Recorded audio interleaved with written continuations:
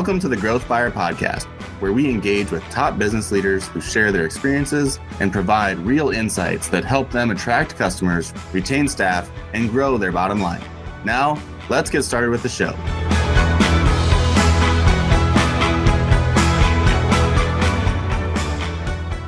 Hi there, I'm Kevin Horrigan, host of the show, where I feature inspiring leaders from various backgrounds and industries who are willing to share their stories of growth. Our podcast today is brought to you by Spinutech. Spinutech is a digital advertising agency with a team of 165 experts who help their clients attract new customers, retain existing, and ultimately grow in the revenue and earnings. Thank you, Spinutech, for your partnership today.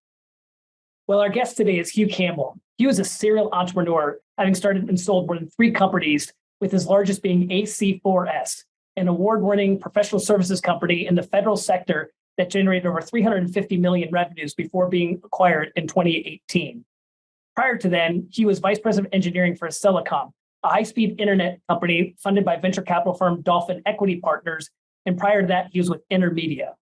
Not only has Hugh been a very successful entrepreneur, he's also had an amazing military career as a graduate of the U.S. military at West Point and served in both the U.S. Army and Air Force Reserves and in numerous technical and leadership capacities. Hugh, your accomplishments are impressive. I think we're super excited to hear your story, and welcome to the Growth Fire Podcast. Well, Kevin, thank you so much for having me. I'm just super excited to be here. Thank you. Yep. So Hugh, you've got great military education, great military background, and then super successful an entrepreneur. Before we get into that, love to hear a little bit, where did you grow up? What did you want to be when you became an adult? Where'd you, we know you went to school, but tell us a little bit about your adolescence and what you thought you wanted to be, and then how that blossomed into what you ended up doing. Sure, would love to. So I was born and raised in Connecticut. My dad was a Methodist minister. So we moved around a bit. Every few years, my dad would get a bigger church. So that took us from New England to the Midwest and all of that. And when we got to Chicago, the south side of Chicago, I was introduced to a Sunday school teacher who was an architect. And I thought at one point I wanted to be an architect. And so we would go around the city of Chicago looking at the architecture and the buildings and all of those things.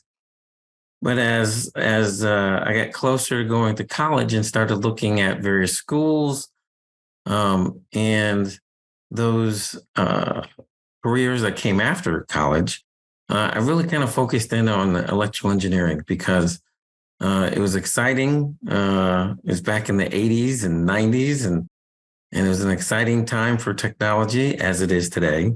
Right. And I thought that having a double E would be good. Well, that's an interesting background.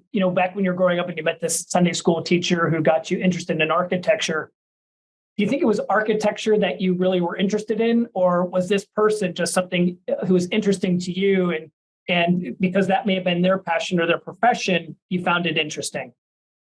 Well, I think it's a little of both, right? Because, you're influenced by, as a youngster, you're influenced by those adults around you. Right. I still love architecture to this day. It's really interesting. And quite honestly, one of the things, I was having this conversation over the weekend, one of the things that's kind of similar to what I do now is the fact that you come up with an idea and you see it executed. So if in the case of an architect, you're laying out a campus or a building or whatever it may be.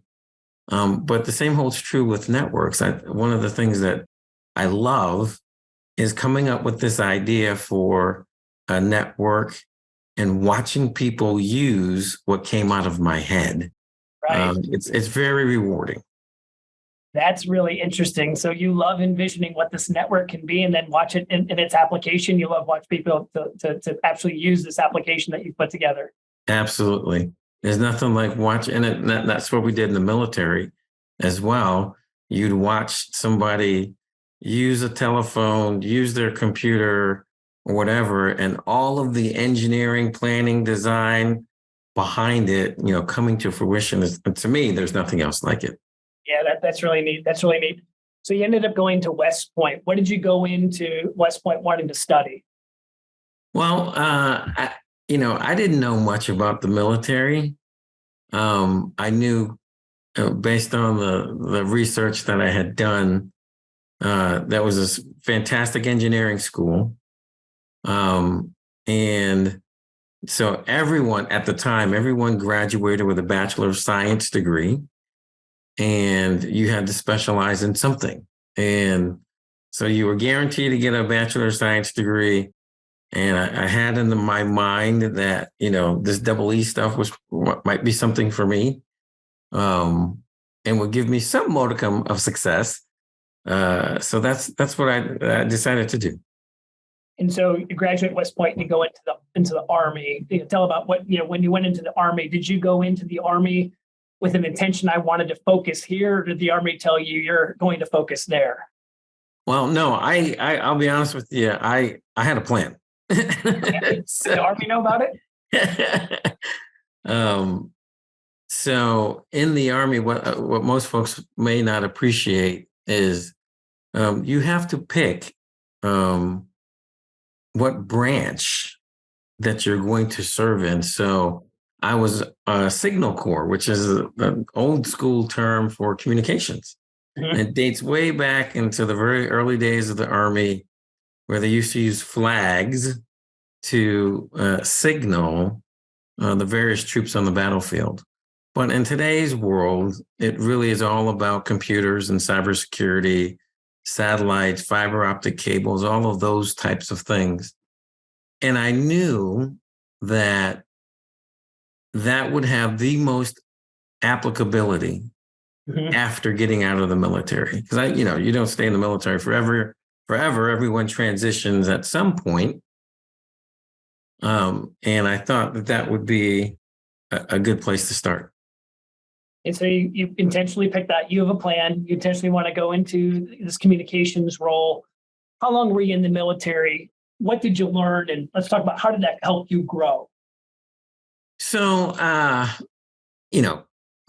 honestly, I didn't know much about the military. I came from a very religious family. My dad was of the opinion you had better be dead to miss church on Sunday. I had one brother that did a very short stint in the military. He didn't like it. He got out. But I recognized the opportunity, and there's so much to learn there. So each branch of the military has their own personality. Sure. But the Army in particular and West Point, for sure, beyond the engineering and technical skills, it's really about leadership and leading people. And West Point is really a leadership school because you're, quote unquote, in the old days, you would say leading men. But, these days we have an all volunteer force. Right. That's a very diverse mix of people from all over. And so you have to learn how to lead those people in some very challenging instances. And I have just so many stories of leadership challenges. You study leadership. It's an actual class. You go out into the Army as a cadet and practice some of those things. And then ultimately you're commissioned as a second lieutenant, brand new second lieutenant, the most junior officer, and having to, quote unquote, lead troops, and lots of challenges there. Yeah. So I think that my biggest takeaway, and I talk about a lot, is leadership. And even in the private sector, what I've learned is people are drawn to strong, positive leaders. And I don't care what it is you're doing, the strong, positive leadership can make all the difference in the world. I was just talking with someone recently about various companies and all these things, and they were talking about starting a company. And the issue that I raised to them was, there's lots of companies that do the same things. Yes. The real difference is how they are managed and led. Great from point. one company to the next. Great point. And how do you treat those people, and how do you treat your customers, and all of those things. And that all goes back to leadership. And there's, there's lots of great examples of what to do, and there's lots of great examples of what not to do. So I'm gonna use that to double click on a little bit deeper here, because in the technology space we say double click on, but so you use two words to talk about what it was. You use strong and positive leadership. So I'm going to ask you, what's strong leadership but not positive, and how does that fail? And so, yes. And so certainly I experienced that, and most people do. You may be in a organization, and I don't care if it's the military or academia or, the private sector, where you'll have a very strong leader, but, they're beating people up and they just don't really care. And, most people could survive in that environment for some period of time, but who wants to? Yeah. Who wants to? And there's just so many examples of strong, poor leaders. The difference is with a positive leader is, for me, people often ask me, what do I do for a living? And I make a joke. And I say as little as possible. And I get a chuckle. Generally, I get a chuckle out of that. But really leads to a conversation about developing people for their next role, giving them the leash to go out and make mistakes. Mistakes will be made. But you don't beat them up about it. And, it's part of their growth and development. And you just have to put the guardrails around it so that, it doesn't really hurt anybody. Right. And so, one of my fundamental things is, hey, if you work for Hugh Campbell and our team, we understand that, we may not be able to service your hopes and dreams and aspirations. But if you talk to us and let us know what those things are, we can probably help you. Hopefully it's with us. Right. But if it's not, well, maybe we can help you get to the place you want to be. The last company we sold, we did pretty well. But one of the most gratifying things was to see people leave and then come back. That's great. Yes. And that's kind of a testament that we were doing the right things and treating people the right way. Yes. I think we've seen that just in my journey. I've seen that both customers and coworkers who maybe you think, this old saying, the grass is green on the other side of the fence. And the next part of that saying is sometimes it's weeds, right? But sometimes you have to allow them to experience that, because coming from your mouth may feel like it's a biased source and maybe looking for your own personal best interest instead of their best interest, whether it be a customer or a coworker. But it is a compliment for them to come back, and you have to realize that let them make that experience, let them get that experience, let that be part of their journey. And some do come back. Some may stick it over on the weed side of things because they're too humble to want to ask to come back too. Yeah. And you hope you build relationships with people deep enough that they feel comfortable approaching about that. But I'm going to go back to the strong positive. So you definitely talked about the positive side of that, and definitely appreciate everything that you said there. Giving people enough leash to be able to make mistakes because they make them, but not beating them up about it, and keeping guardrails around them so they don't make a mistake that's too consequential.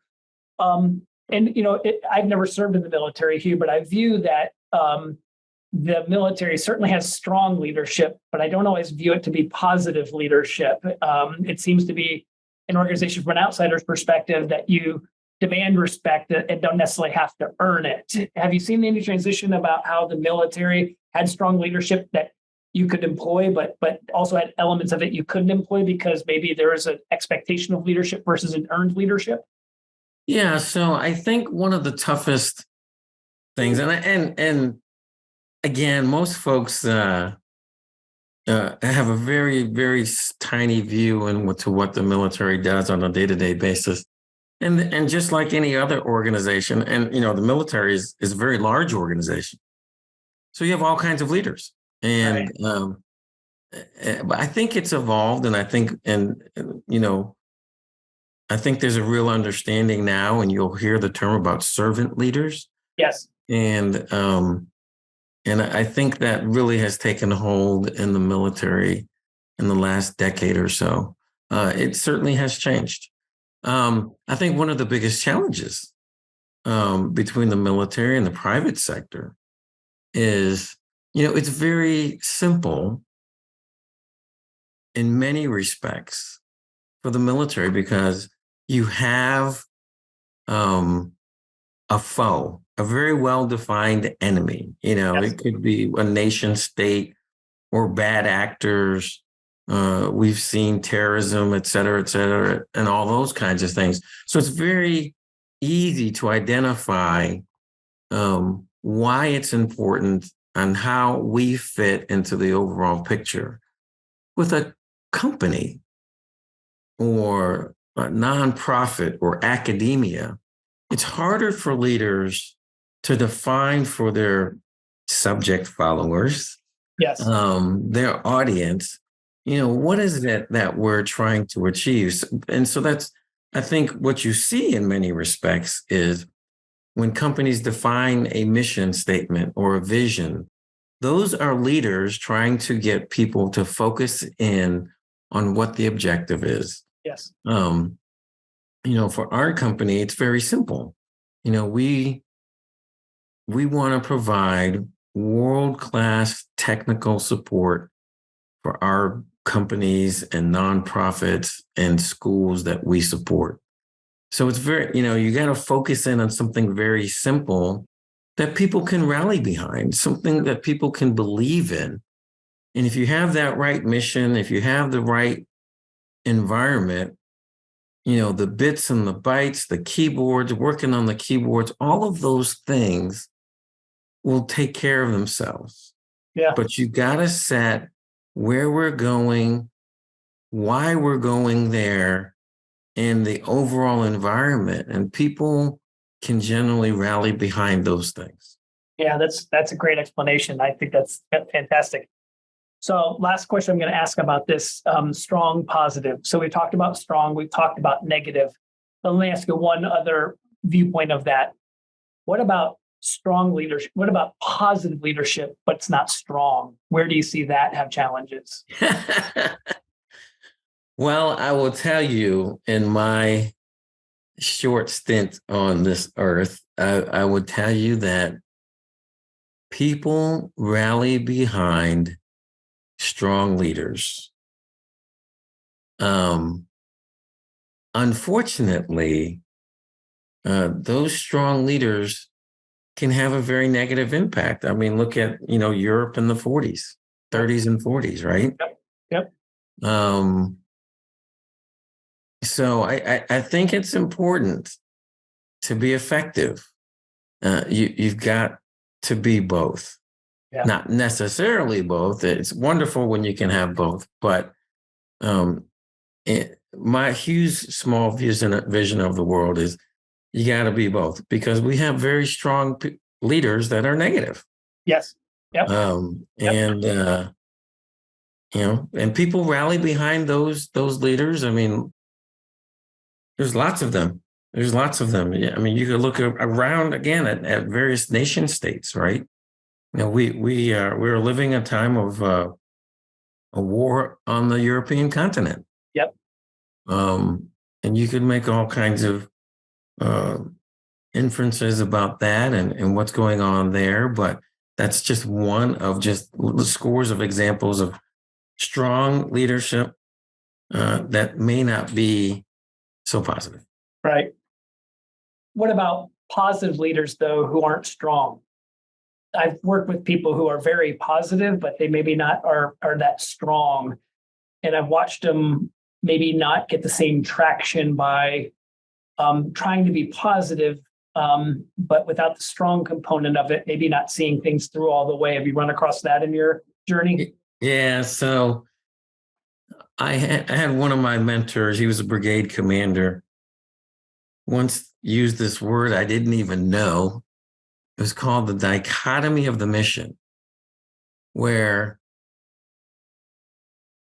driving toward this mission, whatever it is that we're trying to get done.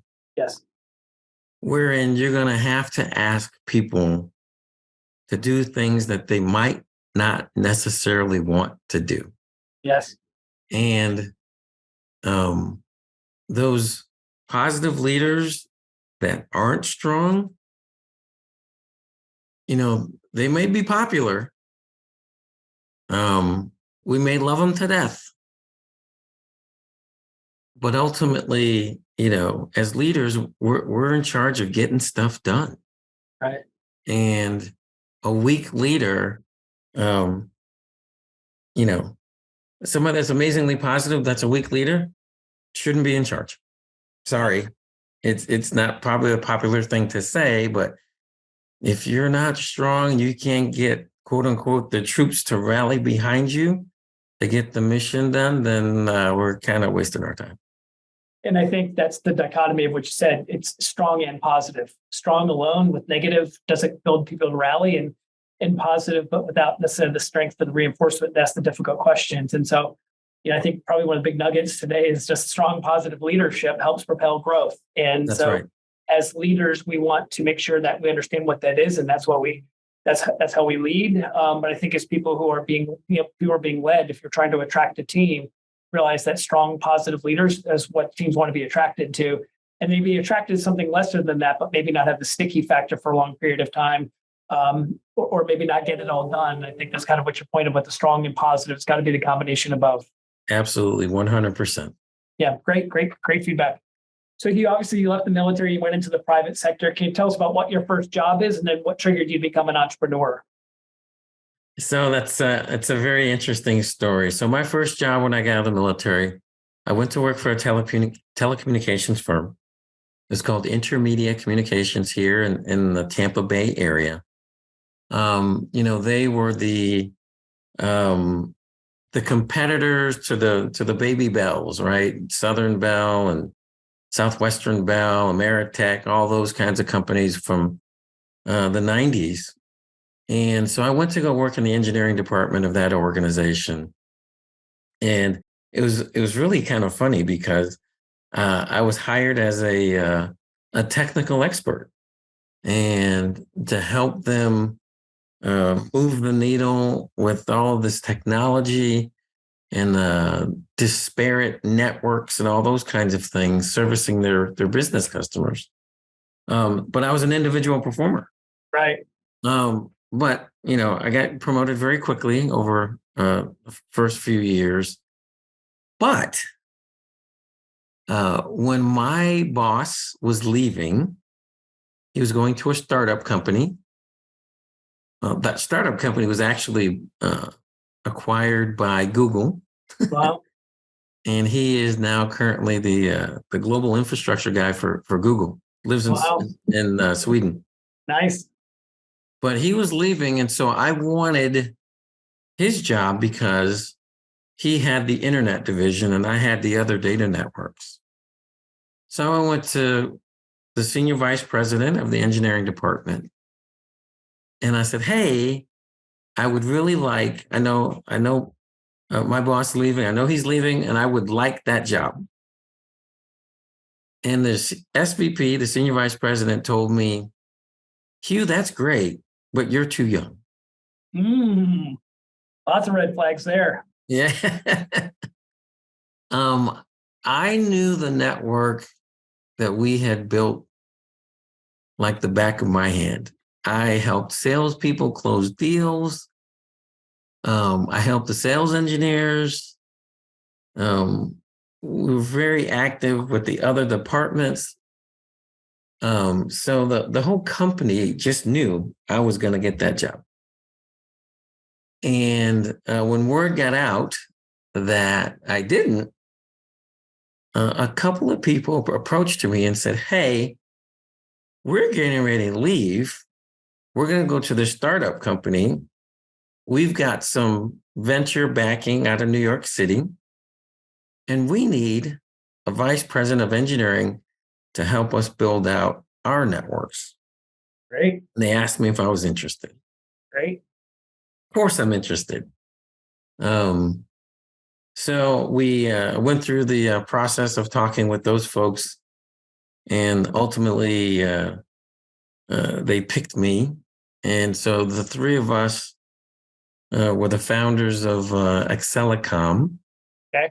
where we were providing ultra high speed internet to major downtown office buildings around the country with fiber in the ground and all those things. And it was great because as my first company, the idea was hatched at Wharton in the MBA program at Wharton. Yep. And the money folks knew that they needed operators, people to actually run companies, to start this company, get it off the ground, execute, hire the people, negotiate the contracts, work the various cities and municipalities, all of those things that you need to get up and running, hire the sales force. But they had the idea and the capital, and they needed operators. And so we stepped into that role. We did pretty well. But then this thing, 9/11, called 9/11, happened. Very traumatic time, really globally, Right. not just for the United States. Yes. And everybody got cold feet, and so we decided to. The venture capitalists got cold feet, and we said, well, we can sell off the pieces and parts of the network that we had implemented, and we did that. And so we did okay. I tell people we didn't make Mark Cuban money, but we did well enough that we didn't have to work, and we were trying to figure out what our next steps were going to be. And having had the taste of entrepreneurship, again, this vision about what this network's going to look like, right? Then actually putting the fiber in the ground, buying all the equipment, getting it configured, working with the building owners, and then lighting it up. That was intoxicating. Yeah, you liked it. And so I knew I couldn't go back to the corporate world, and I had to chart my own path. And so I looked at various different things. I looked at all kinds of things, from fast food service, franchising, to home health care. I mean, all kinds of things. But ultimately, some folks, again, who you associate with. Yes. Some folks approached me about an idea for a Department of Defense company supporting the DoD. Yep. In providing and meeting some of their toughest challenges with, raw engineering talent. And so that's what we did. Wow. Another great thing. Now, is this what became AC4S? That's exactly right. We started AC4S with this idea, with just me initially, and then the other founders joined, left their jobs, their full-time jobs, right, and came over the first couple of years, and we ultimately, after about 2.5 years, we were all in the business, working to grow it. Yep, 100% all in, and it was at that point that things really started to go. So let's talk about that. Our podcast called Growth Fire. You took this company in a short time to $350 million in revenue. People had to give up their day job, take the risk, right? They gave up the day job, went all in. But it seems like $350 million in revenue made it all worthwhile. Tell us about the growth journey there. So, again, we probably made every mistake you could probably make. We were young and enthusiastic. Right. We didn't know everything. And right. Quite honestly, there's some goodness to that, right? There's nothing we can't do, right? Right. So I think a couple of things. Again, we had a plan. Let's grow the business to $10 or $15 million over 3 to 5 years, and then we'll reevaluate. Well, we very quickly reached that mark. We were providing engineering and technical support to the U.S. military at a very critical time for our country. And we're very proud of the fact that we were helping solve some of the toughest problems. The U.S. military spent a lot of time, tracking down bad guys and doing all those kinds of things in the first part of the century.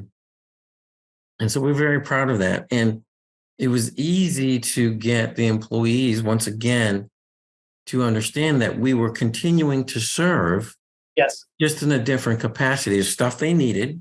Yep. We were still patriots. Right.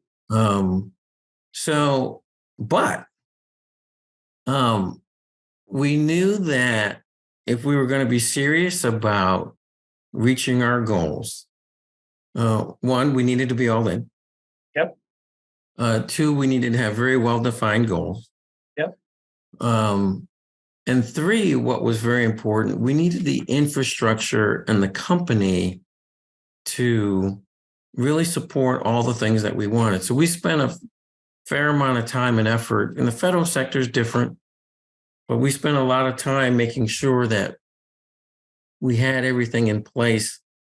So when, again, you're going after large contracts, right, going after very difficult things, that we could give the customer the confidence that not only could we do the work from an engineering perspective, but they were going to get their bills on time. And we had people with the right security clearances, and we could do things in Iraq and Afghanistan, and the Philippines and Libya and Germany, all of those places where they had tough problems and were trying to solve. We could meet the entire scope of what the customer needed. right, I often have this, I do a briefing for entrepreneurs, and I have a triangle. And the triangle is about the things that you can control. right, That's the only thing you can control. right, Can't control your customer. And you don't necessarily control the type of purchase order, contract, or whatever, but you need to understand each element of those things. And whatever you're doing, you need to meet their needs. What's keeping the customer up at night? If you can solve that problem, they're far more likely to write you a check. absolutely, absolutely. And that drives growth. So really, it's just finding a solution for your client. One of the phrases I learned years ago was, people hate to be sold to, but they love to buy. And so I think when you're selling something, you get resistance. When you have something that they need and you have a solve to that problem, they love to buy it. It sounds like you figured that out. And one was just the infrastructure. I think, we've both been in the software space, a related software space, and there's an old phrase out there about selling vaporware, right? The military wasn't buying any vaporware, right? You had to build that infrastructure. You had to prove to them you had these things solved and not putting them at risk. And they had the need, they just didn't need the risk to come with it. And it sounds like you built an infrastructure out there that not only catered to the need, but also catered to the de-risk side of things. So they weren't going to get in trouble to bring a solution together that wasn't fully baked, so to speak. And it sounds like your growth engine was, like you said, you built this infrastructure. Everybody was all in, and these people were passionate about wanting to serve the country still in a different capacity, and you crushed it. We did pretty well. Yeah, good. Hugh, I've got two more questions for you. You mentioned earlier about a mentor, but any mentors in your life, and do you want to give a shout out to them? And then also maybe what did you grow from those mentors and how they coached you, shepherded you, influenced you? Oh my goodness. All along the way, mentors, I would say my first mentor was my first brigade commander in Arizona. And he was just such a great leader, super smart guy, but a great leader, and he would take the opportunity to teach. Yes. And I was a very young 22-year-old second lieutenant having some difficulties putting in a microwave link about 150 miles between southern Arizona to central Arizona. And we just had all kinds of problems with this thing. And he came out on site. I figured I was going to get my butt chewed. Right. And while there was a little bit of that, it was more like, I'm disappointed. I thought you're a pretty smart guy and you would figure this out. So there's a little bit of that. But it was also teaching. Yes. A teaching moment. And it was like, oh my gosh, I'll do anything for that guy. That's great. And so I think that was very impactful on me. This was the leader that used the word dichotomy. Oh, yes. Yeah. And then later, I've had other mentors as well. A guy named Mark Baines. He was running a number of different facilities for the U.S. military. His communications infrastructure is just, high level stuff. And he taught me about communicating with a widely dispersed geographical employee base. Right. Very relevant to today. Very relevant to today. And how it was so important. One of the things that I really grabbed from him was once a year we would have what we would affectionately call the all hands meeting. Right. To use a Navy term. Yep. Where, again, like my dad would say, you had better be dead. Right. To miss my annual all hands meeting. Yeah. We gave people, 90 days notice. This is the date. No vacation, no days off, no, we talked to the customers. Have your spouse, have your kids listen to what we're going to talk about, what's coming in store for the company. Yep. And it was a very effective tool that we use for the cohesiveness of a very geographically dispersed organization that provided lots of fruit. Yeah. And then more recently, I'm at the phase of trying to transition out of running companies and doing more board work and helping junior CEOs. And I started down the board of directors path a few years ago.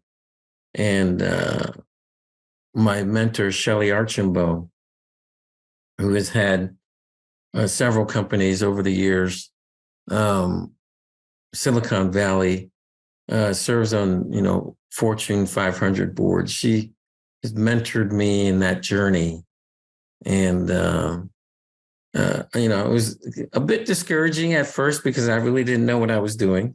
Right. And, you say, okay, should I be doing this or should I be doing that? I don't think I should be doing that. And her answer was, you absolutely should be doing that.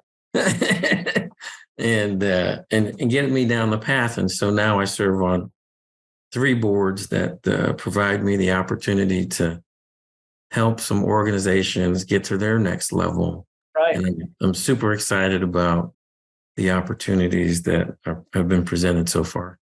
Well, we appreciate hearing the stories about Mark and Shelley and things of that nature. We appreciate you sharing your story, Hugh.